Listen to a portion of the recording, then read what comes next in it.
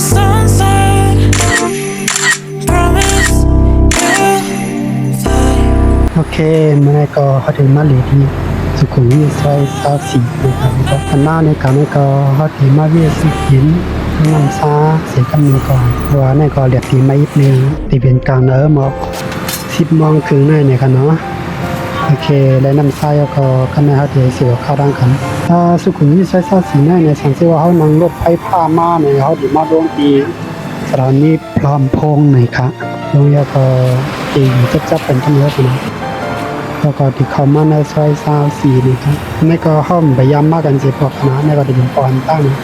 มันว่าได้ว่าเขามาอีเป็นกล้วยนี่ก็ห้องว่า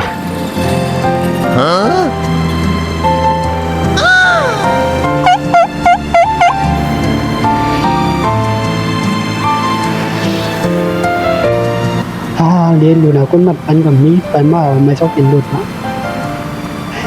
คุณเขาขวางเนี่ยไปไหวหนาไปว่าขึ้นแล้วขวายก็เลยห้องคนเยอะซ้อนทางหลังนี่ที่ทำไมได้ใครถึงเขากันนะห้องแจ้งว่าแล้วไปเขามาว่าใครมี10 นาทีที่ปลายกันนะไปเขามามันก็ดีลึกยินนึง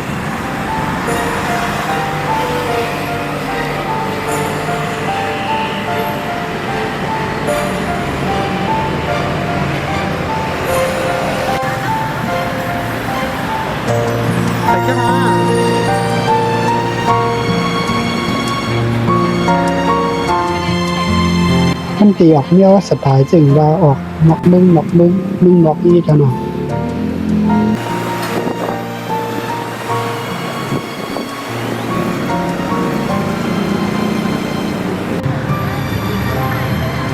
แต่ก็เป็นไม่ยินคุณกำลังในน้ำถือว่า